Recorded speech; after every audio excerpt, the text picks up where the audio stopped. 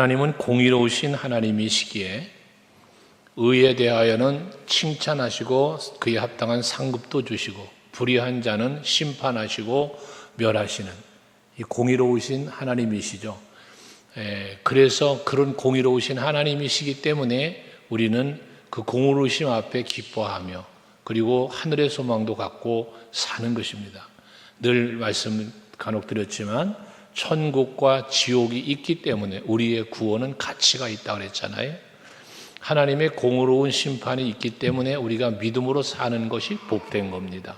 만약에 공의로운 심판이 없다면 천국과 지옥도 없을 것이고 우리들이 믿음으로 사는 우리들의 오늘날의 이 삶은 아무 의미가 없어진 거예요.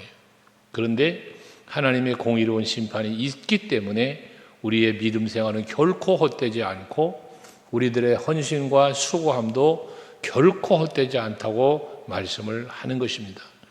오늘 9절에도 말씀해 보면 경건한 자와 불의한 자에 대한 구별을 하시는데 경건한 자는 시험을 당할지라도 그 가운데서 건져주시는 은혜를 받는다. 여기서 말하는 시험은 미혹이나 유혹이나 여러 가지 어려운 고난을 다 포함한 겁니다. 이러한 힘든 상황에서도 하나님은 건지신다는 것은 곧 지키시고 보호하시고 그 시험 속에 그 고난 속에 고난으로 말미암아 넘어지거나 패배자가 되지 않도록 은혜를 베풀어 주심을 말씀하는 것입니다. 그래서 우리에게는 시험을 당할 쯤에는 피할 길을 주시는 분이라고 말씀을 하시죠. 그래서 이게 경건한 사람에게 주시는 공의로우신 하나님의 은혜입니다. 그러나 불의한 자에게는 어떻게 한다? 형벌 아래 두어서 심판날까지 지키며 그래요. 그러니까 불의한 자는 그 불의한 삶을 떠나기 이전에는 항상 하나님의 심판 앞에 벌을 받으며 갇힌 자의 삶을 살게 되어짐을 말씀하고 있는 것입니다. 특별히 불의한 자는 형벌을 받는데 그 불의한 자의 특징이 뭐냐? 10절에 쭉 나열하고 있는데 불의한 자는 육체를 따라 더러운 정욕 가운데 행하며 라고 말합니다. 이게 불의한 자의 삶입니다. 불의한 자는 육체를 따라 산다는 것입니다. 그래서 육체를 따라 살다 보니까 더러운 정욕 가운데서 행한다는 거예요. 왜? 육체의 정욕을 따라 살기 때문에 그런 것입니다. 그러나 의로운 사람, 경건한 사람은 육체를 따라 사는 게 아니라 성령의 감동하심을 따라 살고 예수를 따라 사는 삶을 살겠지요. 하지만 이 불의한 자는 육체를 따라 살아서 그 정욕 가운데 행한다는 거예요. 또 보면 주관하는 일을 멸시하는 자들에게는 형벌할 줄 아느니라 하는데 주관하는 일을 멸시한다라고 하는 게 주관하는 이가 누구세요? 하나님이시죠. 모든 주권은 하나님께 있는데 심판의 주님은 하나님이시잖아요. 공의로우신 하나님. 근데 그 주님을 뭐에 멸시한다는 거예요. 멸시. 이게 무슨 말이냐? 공의로운 하나님의 심판을 두려워하지 않는 거예요. 무서워하지 않는 것을 말하고 있습니다. 그래서 이들은 당돌하다 표현을 하고요. 자긍하며 떨지 않고 라고 말을 해요. 이들은 하나님 앞에 당돌한 거예요.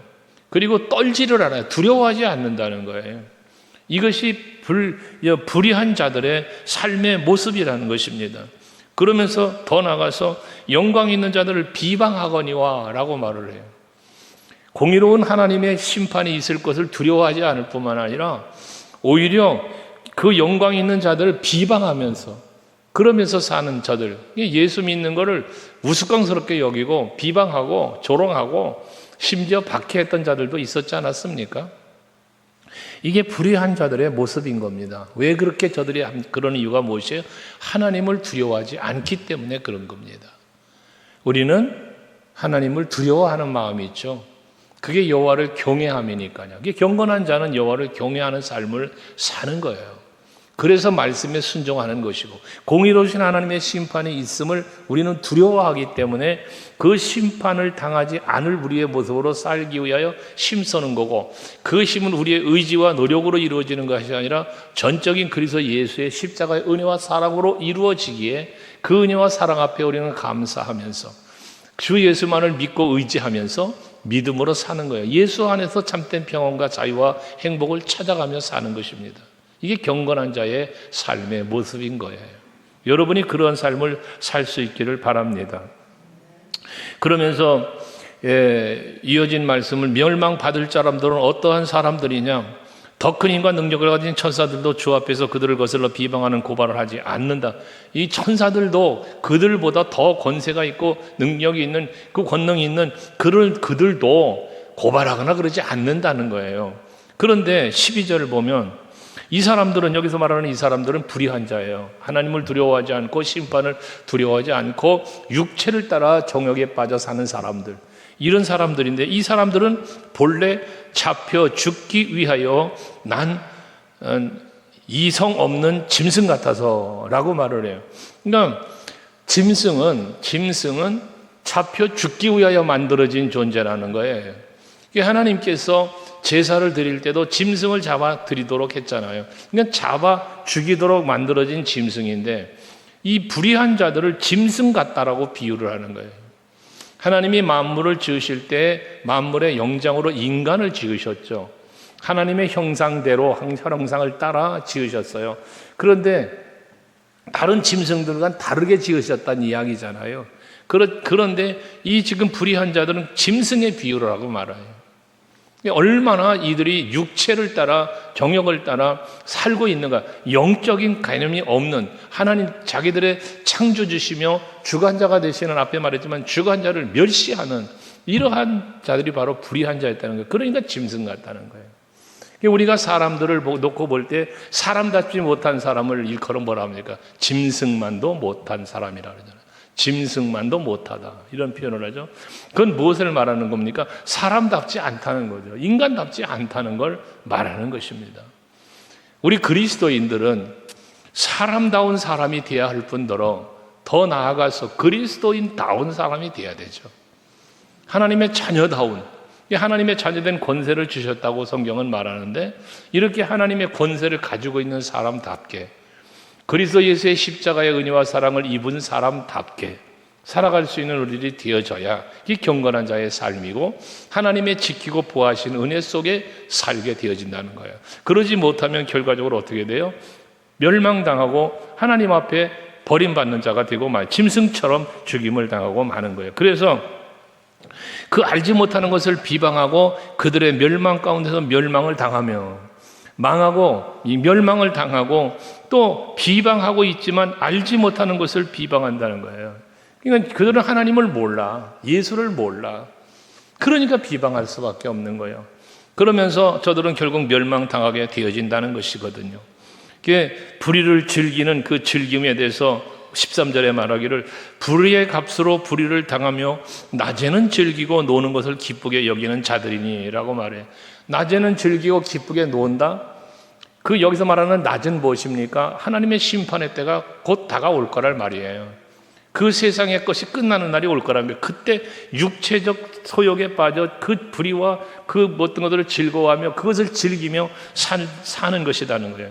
그러면서 이어진 말씀을 보면, 그들은 즐기고 놀면서 점과 흠이 없고 함께 연애할 때 그들은 속임수로 즐기며 라고 말합니다. 속이는 일을 해요. 사람을 속이는 거예요. 그래서 유혹하는 거예요. 마귀가 하와를 미혹할 때 뭐 합니까? 속이는 거잖아요. 하와의 마음을 속이는 거예요. 그 속임수에 넘어간 거예요. 선악과를 먹으면 반드시 죽어요. 그거 먹으면 하나님과 같이 되는 거 아니에요. 근데 마귀가 뭐라 그래요? 그거 먹으면 너 하나님과 같이 된다? 속임수예요. 그 속임수가 뭐예요? 욕심을 집어넣어 주는 거거든요. 그 욕심의 마음을 집어넣어 주니까 그 속임수에 홀랑 넘어가가지고 선악과를 바라보니 보암직도 먹음직고 지혜롭게 탐스럽게 할 만큼 탐스럽다잖아요. 지혜롭게 할 만큼 탐스럽다잖아요. 그 사람의 마음이 그렇게 무서운 거예요. 내가 어떠한 생각을 가지고 바라보느냐가, 똑같은 걸 바라볼 때도 어떤 마음으로 바라보느냐에 따라서 생각에 따라 행동이 달라지는 거예요. 우리가 말씀을 바르게 알고 여호와를 바르게 알고 경건한 자의 삶을 살면 하나님을 두려워하기 때문에 하나님의 말씀에 순종하며 살지만, 그러나 우리 마음이 어두워져서 영적으로 소경이 되어서 영을 보지 못하고 육체만 바라보고 세상만 바라보고 살다 보니 하나님을 무시하고 멸시한다고 그랬잖아. 아까 멸시하고 두려워하지 않고 오히려 그 영광을 따르는 이들을 갖다가 비방하고 그런다고 하잖아요. 그러면서 사람들마저 속이는 거예요. 그러면서 속이는데 14절에 보면 음심이 가득한 눈을 가지고 범죄하기를 그치지 아니하고, 이 정욕이에요. 음욕이에요. 이것 가지고 세상을 즐기고 또 굳세지 못한 영혼들을 유혹하며 그래요. 여러분, 마귀가요, 베드로 앞에 전서에서 5장 8절에서 묵상했잖아요. 마귀가 우는 사자처럼 삼킬 자를 두루 찾는다잖아요.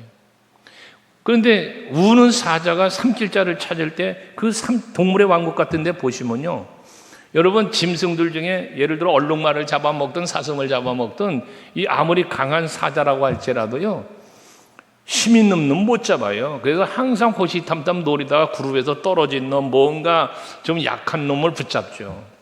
호시탐탐 노리는 것이거든요. 그러니까 이 불의한 자들이 속임수를 가지고 누구를 유혹하냐? 굳세지 못한 영혼들을 유혹한다고 그래요. 그러니까 여러분들이 이러한 유혹에 넘어가지 않으려면 어떻게 해야 되냐? 여러분들, 굳세지 않은 영혼이 아니라 굳건한 영혼이 돼야 돼요. 여기서 말하는 영혼은 믿음을 말하겠죠. 우리의 영혼, 하나님의 은혜로 말미암아 구원받은 영혼, 하나님의 자녀가 된 영혼, 그래서 영적으로 하나님의 전신갑주 입고 기도와 말씀으로 무장되어 있는 영혼, 이게 굳건한 영혼이죠. 우리 서강교회 성도들은 굳세지 못한 영혼이 아니라 강건한 영혼들이 되시길 바라요. 그래서 사단이 유혹을 하고 속일지라도 속임수에 넘어가지 않고 그 미혹에 넘어가지 않고, 여러분, 예수님처럼 다윗처럼 이 사단의 권세의 유혹을 물리칠 수 있는 여러분들이 되시자는 거죠. 한순간 무너질 수 있었지, 다윗 같은 경우도. 하지만 그 한 번 무너짐을 회개한 이후에 하나님이여 내게 청한 마음을 달라고, 정직한 영을 달라고, 그러면서 기도한 후에 그는 죽을 때까지 자기 자신을 하나님 앞에 부끄러움없이 살려고 지키며 살았던 사람이잖아요. 그러니까 여러분들도 마찬가지예요. 지나온 날들 속에 우리는 연약함이 있었어요. 예수를 알지 못하던 시절, 또는 예수를 믿긴 했지만 믿음이 부족하고 여기 말하는 굳세지 못한 영혼으로 살았던 때가 있었어요. 그땐 미혹을 받을 수 있었죠. 죄의 유혹에 넘어갈 수도 있었죠. 하지만 이제는 그런 미혹에 넘어가지 않도록 자기를 강건하게 무장할 수 있는 여러분들이 되시자는 겁니다. 그리고 다음에 말하는 걸 보면 탐욕에 연단된 마음을 가진 자들이다라고 말을 해요. 탐욕에 연단된 자, 이 뭘 말씀하겠어요? 우리는 무엇으로 연단되어야 합니까? 믿음으로 연단되어야죠. 사랑으로 연단되어야죠. 하늘 소망으로 연단이 되어야죠.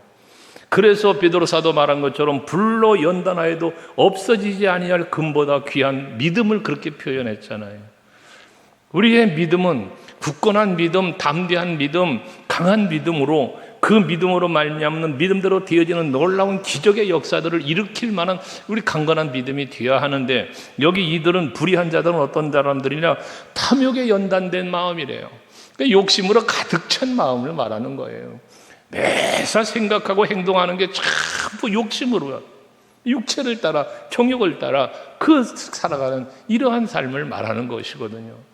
여러분, 어떤 것이든지 욕심은 죄를 가져다 주는 거예요. 야고보 사도가 말하는 것처럼 욕심이 잉태하면 죄를 낳고 오잖아요. 죄의 시작은 욕심이에요. 그래서 모든 욕심은 죄를 유발시키는 거예요. 그 죄를 이끌어내는 욕심을 마귀는 계속해서 가져다 준다고 말이에요. 그 욕심으로부터 내가 자유함을 얻으려니까 어떻게 돼? 그 욕심의 유혹에 넘어가지 않으려니까 우리에게 뭐가 있어야 된다 그랬어요? 욕심의 유혹에 넘어가지 않으려면 감사가 있어야 되는 거예요. 감사를 누가 합니까? 풍성한 자가 감사합니까? 아니요. 감사는 누가 해요? 믿음의 사람이 감사하는 거예요. 고난 중에도 즐거워하는 거예요. 환난 중에도 즐거워하고요. 고난을 당해도 감사하는 거예요. 이게 욥의 감사잖아요. 다윗의 감사잖아요. 우리가 그런 믿음이 있어야 된다는 거예요. 어떻게 고난 중에도 어떻게 감사를 합니까? 이 고난의 뒤편에 기다리고 있을 하나님이 주실 축복, 욥의 고백처럼 그가 나의 길을 아시나니 나를 단련하신 후에는 내가 순금같이 되어 나올 것이다. 지금은 고난을 당하는 모습이야, 상황이야. 하지만 때가 되면 내가 단련받은 후에는 순금같이 되어 나올 거야. 이게 욥의 믿음이었잖아요. 그 믿음이 하나님을 원망하지 않고 그 입술로 범죄하지 않는 그 열악한 상황에서도 그럴 수 있었다는 것이지 않습니까? 그런데 지금 이들은 그렇게 믿음과 소망과 사랑으로 연단된 게 아니라 탐욕으로 연단되었다는 거예요. 이처럼 범죄하기를 그치지 않는 음욕을 갖고 살았고 굳세지 못한 영혼들을 유혹했고 탐욕으로 연단을 받은 그러한 욕심으로 가득 찬 삶을 사는 불의한 자들이기 때문에 이들은 결과는 뭐냐? 저주의 자식이다 라고 말하는 거예요. 저주의 자식이다. 여러분은 누구의 자녀? 하나님의 자녀. 이 불의한 자는 누구? 저주의 자식이다. 그러니까 저주의 자식이란 뭐예요? 저주받을 자가 됐다는 이야기를 하는 거예요. 우리 하나님의 자녀라는 건 하나님의 권세, 하나님의 그 놀라운 은총을 누리는 자가 되었음을 말하는 거고, 그래서 하나님의 자녀된 권세라는 표현을 한 거고, 저주받는 자가 저주받은 자의 권세가 있습니까? 없어요. 저주받은 자가 무슨 권세가 있어? 뒤에 이제 그 말을 나오지만, 뒤에 보면 먼저 말씀하면은 19절에 그러잖아요. 그들에게는 자유를 준다 하여도 자신들은 멸망의 종들이니 누구든지 진자는 이긴 자의 종이 됨이라. 진자는 이긴 자의 종이 된다. 진자와 이긴 자를 비교하는 거잖아요. 요한계시록에서 이 7교회를 말씀하시면서 계속 반복적으로 나오는 말씀이지만 이기는 자에게는, 이기는 그에게는 이긴 자에 대한 이야기를 하시잖아요. 우리는 이기는 자의 삶을 살아야 돼요. 그럼 이기는 자가 되어짐으로 말미암아 뭐에 진자들을 종으로 두고 사는 거예요. 여기 저주받을 자라고 했는데 이 저주받을 자식들 다 우리의 종로로 돼야 될 자들이에요. 왜? 우리는 이긴 자이기 때문에. 우리의 이김은 내가 이기는 게 아니에요. 예수의 이김이 곧 나의 이김이 되는 거예요. 요한복음 16장에서 말하지 33절에 너희가 세상에서 환난을 당하나 담대해라. 왜? 내가 세상을 이기었노라. 예수가 세상을 이긴 것이 곧 내가 이기는 게 돼. 왜? 어떻게 할 때? 내가 예수를 나의 구주로 모시고 믿을 때에 그런 거예요. 그래서 고린도전서 15장 57절에 그리스도 예수로 말미암아 우리에게 이김을 주시는 하나님이라는 표현을 하는 거예요. 우리가 이길 수 있는데 이길 수 있는 이유가 뭐 때문에? 그리스도 예수로 말미암아. 로마서 8장 37절도 말씀하는 거잖아. 우리를 사랑하시는 우리로 말미암아 우리가 넉넉히 이긴다고. 결과적으로 우리의 이김은 어디에 있다? 예수를 믿는 믿음에 있고 우리를 사랑하시는 그분이 이기게 해 주셔야만 이길 수 있다라는 거지. 그럼 요한계시록에서 말하는 이기는 그에게는, 이기는 자에게는 말할 때 그 이기는 자가 결과적으로 누구란 얘기요? 오직 예수 믿고 그리스도의 몸된 교회를 바르게 섬기며 그리스도의 몸된 교회를 세워가는 일에 앞장서고 모범이 되고 헌신했던 그 사람들이 이긴 자가 되는 거예요. 결과적으로. 왜? 이기게 하시니까 예수시니까. 그 믿음을 지키는 사람이 이기는 사람이고요.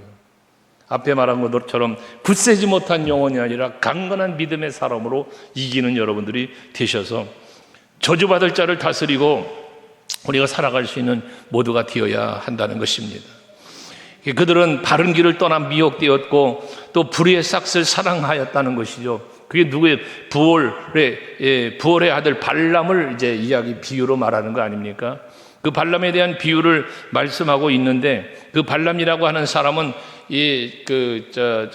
유혹을 받아가지고 이스라엘 백성들 저주 좀 해달라고 부탁을 받으며 안 한다 하다가 결과적으로 끌려가잖아요. 그 가는 도상에서 나귀가 그만 멈추어서 그 자기 몸을 상하게 하고 그럴 때 나귀로 통하여 말씀하시는 하나님의 말씀을 듣잖아요. 약간 짐승만도 못한 사람을 우리가 얘기했습니다마는 나귀가 하나님의 영을 보고 하나님의 사자를 보고 그 주의 음성을 듣고 나귀가 말을 하는데 하물며 선지자라는 사람이 지금 하나님의 말씀을, 하나님의 뜻을 바르게 분별하지 못하고 불의 삭슬 받고 그리고 가는 이걸 책망한 거 아니겠습니까? 여러분, 불의한 사람은 그 불의한 삭슬 받는 거예요. 왜? 무엇 때문에? 욕심 때문에.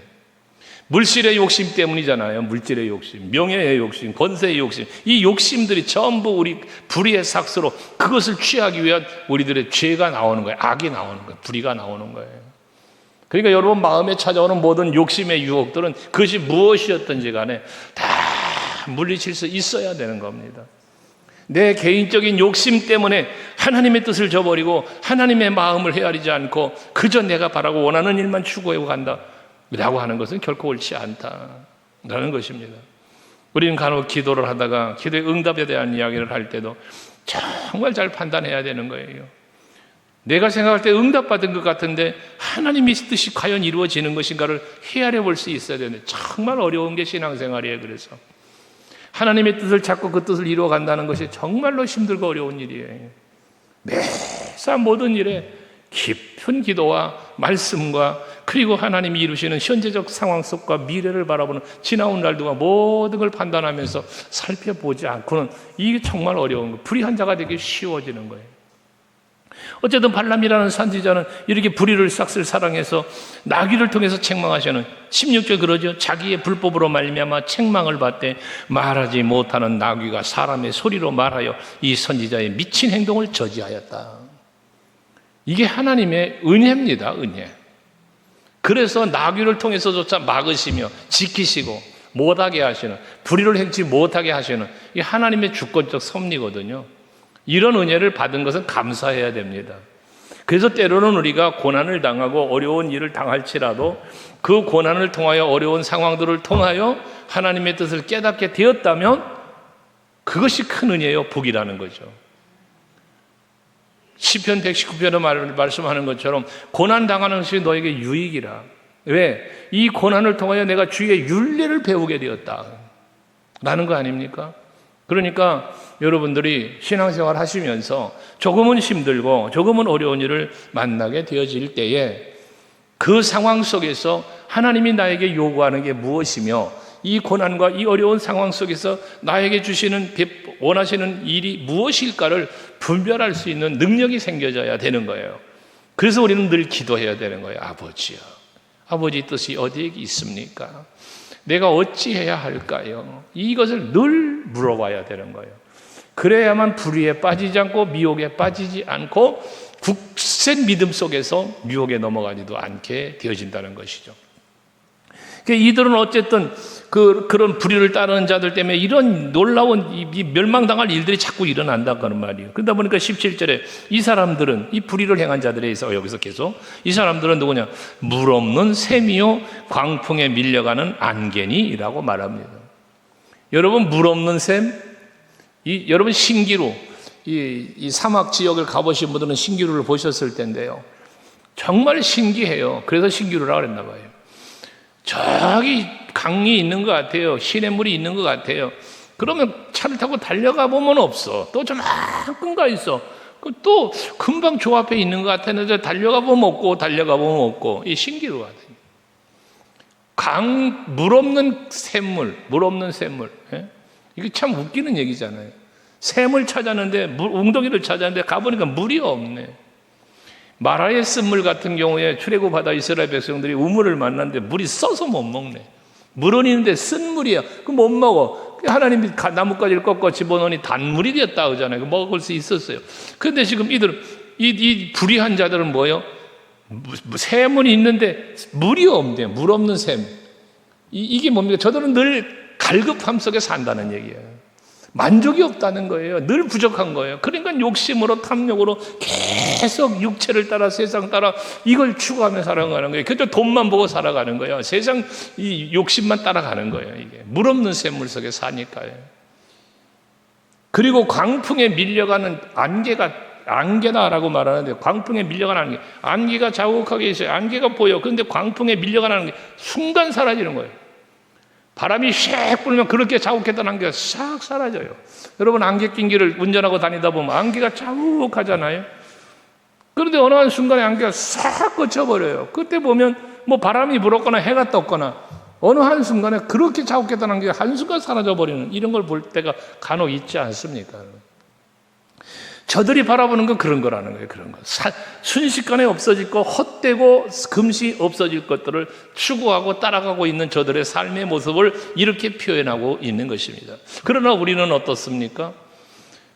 광야 같은데 샘물이 있고 시냇물이 흐르고, 여러분, 이게 하나님의 은혜입니다.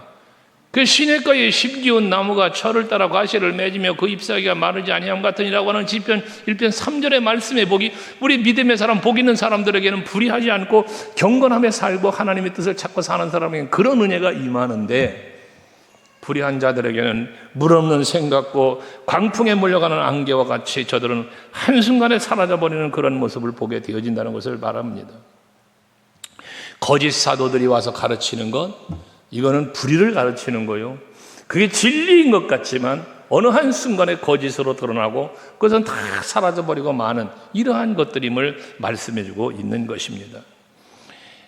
근데 더 놀라운 것은 18절에 보면 그들이 허탄한 자랑을 말을 토하며, 여기 그들은 거짓 선지자들을 말하는 건데요, 허탄한 자랑을 말을 토하며 그릇되게 행하는 사람들에게서 겨우 피한 자들을 음란으로 육체의 정욕 중에 유혹하는도다. 이게 뭐예요? 이제 간신히 그 유혹에서 피해서 나왔는데 그걸 또 유혹한다는 거예요. 멈추지 않는 유혹. 거짓 선지자가 그렇다는 거예요, 지금 거의 하는 일이. 그러니까 이 멸망당할 자들은 멸망당할 짓을 하는 거예요. 여러분, 마귀가 말입니다. 마귀가 여러분 절대 포기하지 않습니다. 마귀가 여러분을 절대 포기하지 않아요. 한 길로 왔던 사단이 마귀가 7길로 도망간다고 그러는데 7길로 도망갔다고 그럼 끝? 영원히 끝? 아니에요. 예수님 비유에서도 말씀하시잖아요. 귀신 들린 자가 나갔어요. 귀신이 나갔어요. 나간 귀신이 돌아다니다 보니까 물도 없고 쉴 곳이 없어 다시 돌아와 봤대요. 그랬더니 집이 깨끗하게 청소가 되어 있더래요. 근데 빈집이더래요. 그러니까 가가지고 더 많은 귀신들을 데리고 들어와, 떼거지 귀신을 데리고 들어왔다잖아요. 그러니까 그 전보다 더 나빠졌다 그러잖아요. 뭘 말하는 것입니까? 우리가 한순간 마귀의 미혹을 이기고 우리의 육체의 정욕을 이기고 그래서 믿음의 승리를 하면 승리자의 삶을 살고자 할지라도 마귀는 결코 여러분 포기하지 않고 계속해서 멈추지 않는 미혹이 계속 몰려온다는 것을 말하는 거예요. 이게 불의한 자들의, 거짓 선지자와 불의한 자들의 행위입니다, 행위. 그래서 우리는 그러한 불의한 자들의 미혹과 계속되는 공격을, 이 유혹을 뿌리치고 살려니까 하나님의 전신갑주 입어야 하는 것이고 늘 깨어 근신하며 기도하고 살아야 되는 것입니다. 그러면서 아까 말씀드린 누구든지 진 자는 이긴 자의 종이 될 것이라 해서 지는 자와 이기는 자 아까 말씀드렸죠. 우리는 이기는 자가 항상 되자. 그래서 이미 멸망당할 자들에게, 불의한 자들에게 지배당하는 자가 아니라 저들을 우리가 지배하고 저들을 우리가 멸할 수 있는, 물리칠 수 있는 우리들이 되어야 한다는 것이죠. 그럴 그때에 모든 마귀의 관계를 능히 대적하기 위하여라고 그랬잖아요. 하나님의 전신갑주 입으라고. 그러니까 모든 악의 무리, 불의한 자들의 거짓 선지자와 미혹하는 자들의 모든 미혹과 유혹을 내가 능히 물리치고 대적을 하려니까 하나님의 전신갑주 입자는 거예요. 오늘 이 시간도 말씀을 우리가 지금 대하고 있는데 이 말씀이 여러분의 전신갑주가 되어야 하는 거죠. 그러면서 결국 저들은 점점 멸망의 자리로 그렇게 되니까 가게 된다는 거예요. 처음보다 나중에 더 심해진다는 게 이제 20절 말씀인데 21절을 가서 보시면 의의 도를 안 후에 받은 거룩한 명령을 저버리는 것보다 알지 못하는 것이 도리어 그들에게 나으니라. 뭐예요 이게? 하나님께 태감을 입고 하나님의 자녀 백성이 되었고 하나님의 율법을 들었고 율법을 알고, 그런데 그런 걸 알면서 하나님의 거룩한 명령이 주어졌고 하나님이 기뻐하는 삶이 무엇인지, 하나님이 주어진 말씀이 무엇인지를 알면서도 그것을 배웠으면서도 그 명령을 저버리는 그런 것, 차라리 알지 못하는 게 낫다 그 말이지.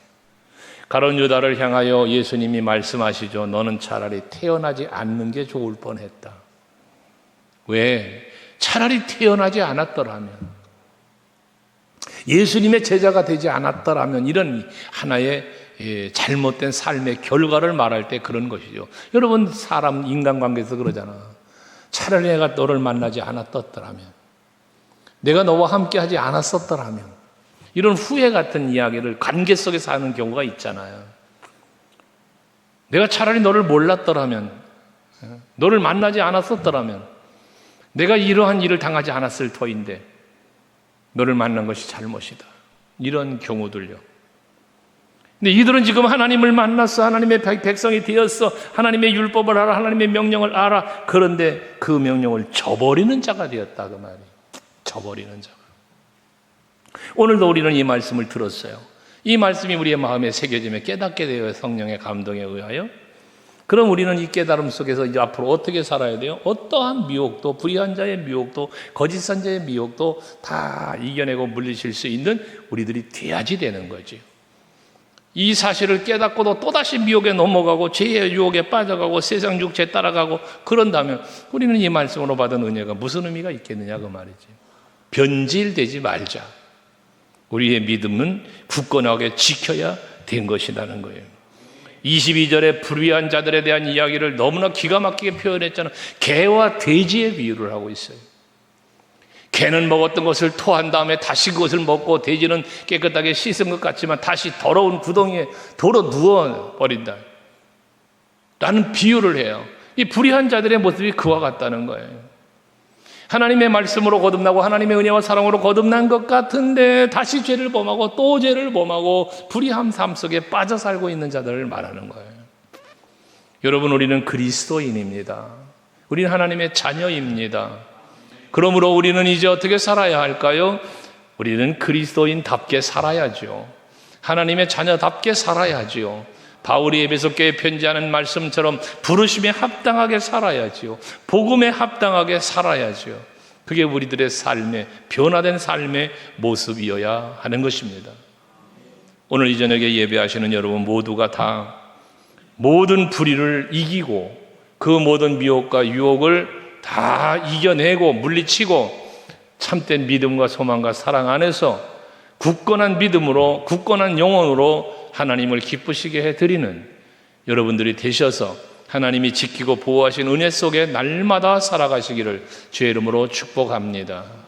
기도하시겠습니다.